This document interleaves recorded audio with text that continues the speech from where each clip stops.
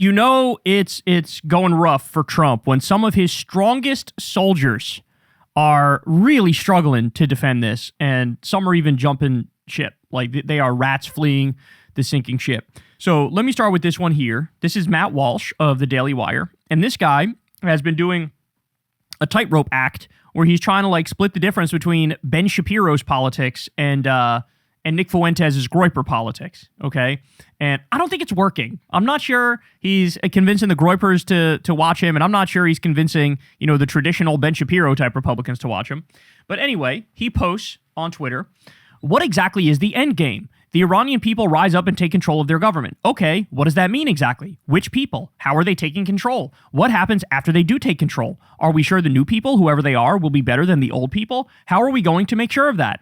How are we going to make sure of it while also not putting boots on the ground? This has not been explained. It needs to be. So here you have, as Liam Neeson says, breaking news, absolutely horrible asshole makes good points. Yeah, I am surprised because I thought Matt Walsh would ride for this regime change. I thought he would ride for this regime change, just like, I think Michael Knowles is doing exactly that. As you all know, he's well-known cuck. Basically, at this point, his nickname is Cuck. Michael the Cuck Knowles.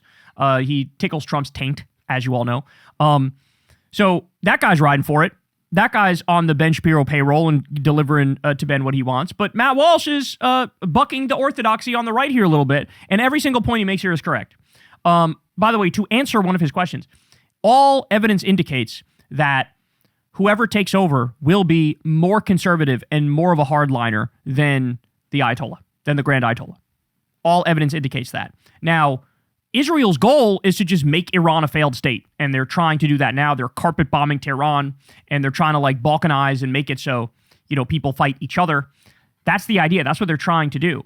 But ultimately, to the extent there is any actual regime change, it'll be a further right-wing, more hardline administration that hates the West even more. And also, by the way, this radicalized the entire young generation of Iranians against the U.S.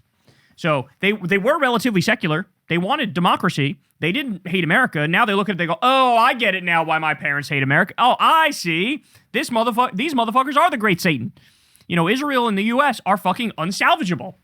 And so, kind of a big deal that if even Matt Walsh is like, what the fuck is going on here? Never mind the fact that, as you all know, the shit hit the fan. Fucking oil infrastructure is getting obliterated all over the Middle East. Our bases are burnt to a motherfucking crisp. The economy is getting impacted.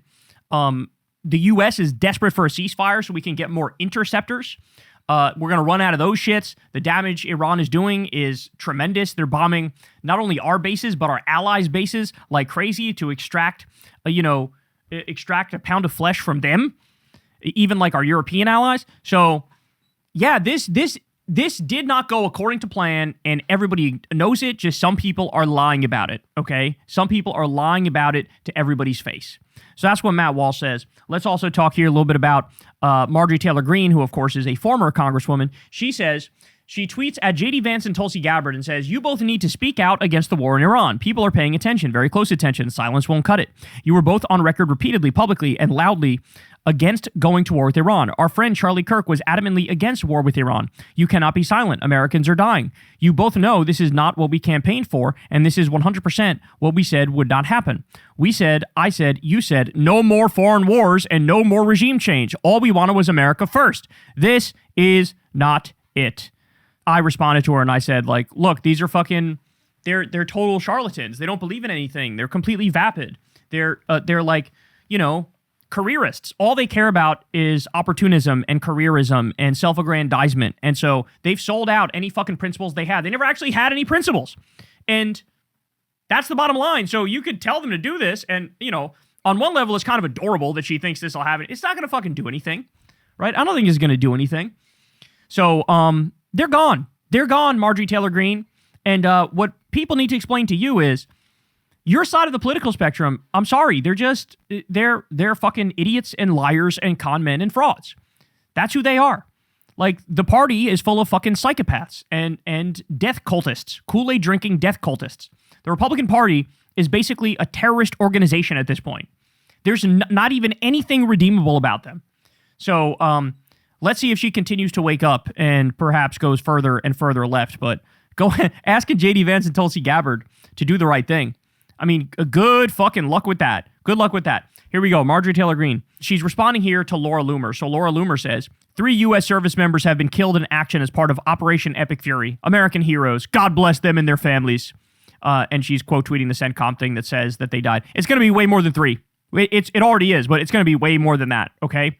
Marjorie Taylor Greene says, this bitch is celebrating the death of American military members and thanking their families for their blood sacrifice. Loomer lost 2 congressional races because nobody respected her or valued her enough to elect her.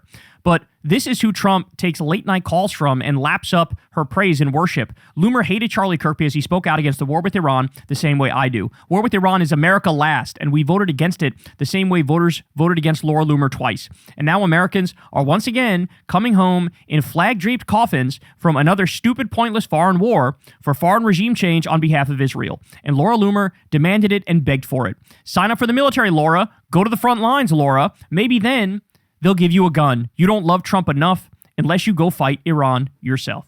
So, look, there's only one group in this country that's falling in line and supporting this. It's MAGA, okay? It's only one group that it's like plus 70-something in terms of support among the MAGA base for what Trump is doing here. But it's only 55% of Republican voters who support it. Depends on what poll you look at, probably anywhere between 55% and like 85%, right?